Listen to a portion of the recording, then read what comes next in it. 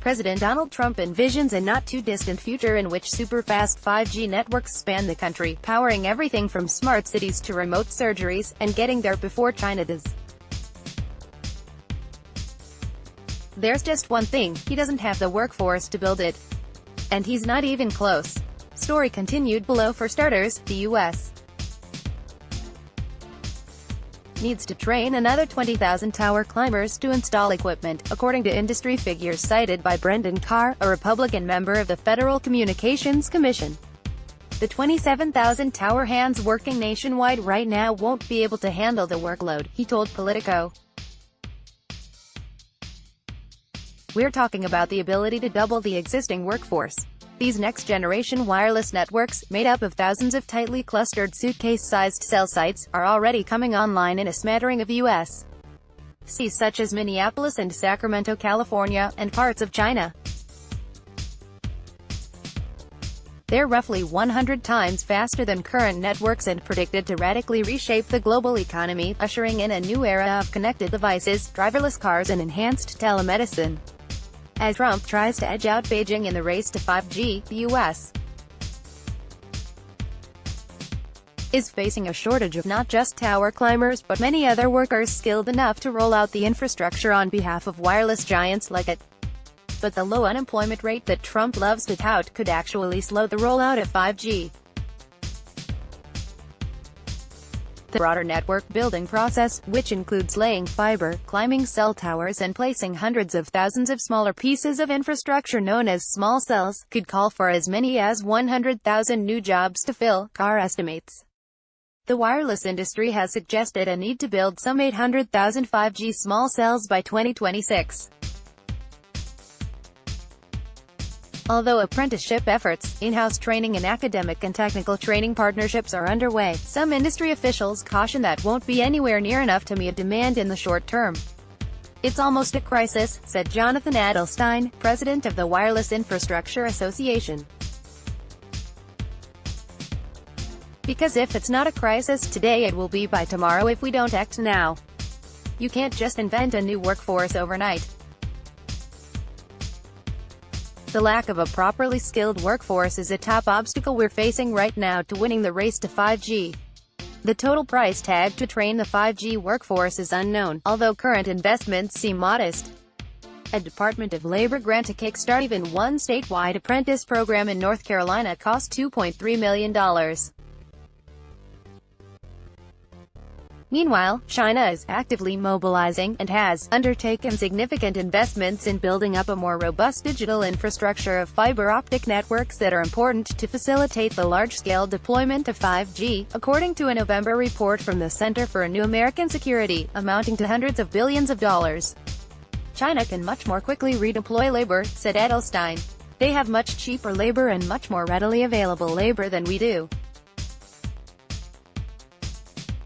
If they make it a national priority, they can use state instruments to quickly ramp up and clear blockages to broadband. There's no doubt that Beijing has made 5G a national priority, and the pace of infrastructure build-out on 5G has been impressive, especially compared to U.S.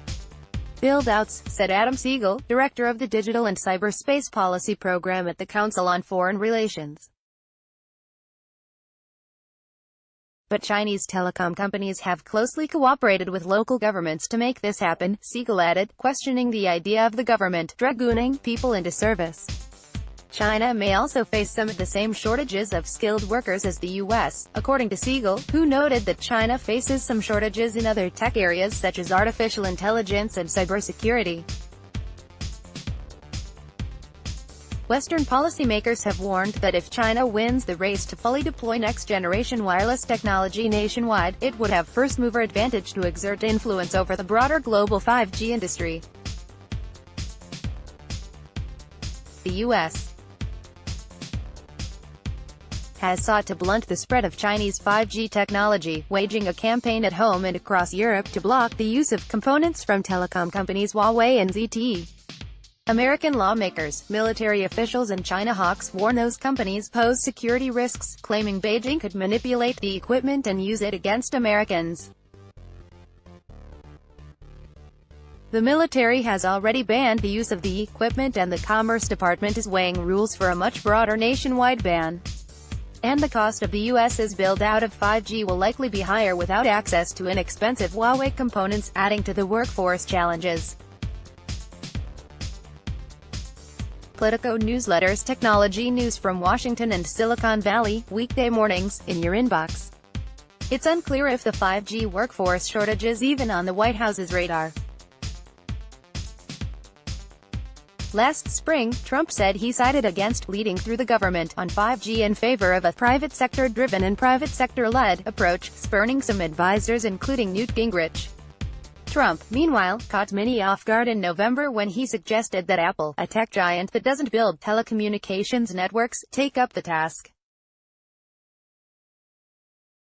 "I asked Tim Cook to see if he could get Apple involved in building 5G in the U.S., Trump tweeted.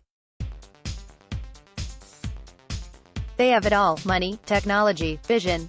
There's no question that in 2020 there will generally be a shortage of workers to do this work, and more demand for faster deployment than the industry has the capacity provide," said Josh Broder, CEO of Maine-based network construction firm Tilson, a 600-person company that's hiring for about 100 open positions, even with 80 apprentices in training now.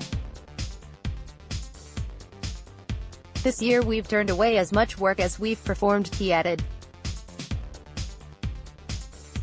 The federal government could provide some sort of broader, more uniform federal support for workforce reskilling, relieving the burden from companies such as his, Broder said. The Department of Labor has partnered with industry and government officials on a telecom apprenticeship program known as the Telecommunications Industry Registered Apprenticeship Program. Adelstein, a board member for that apprenticeship effort, recommends the administration put the apprenticeship effort on steroids, with more resources to help close the worker shortfall.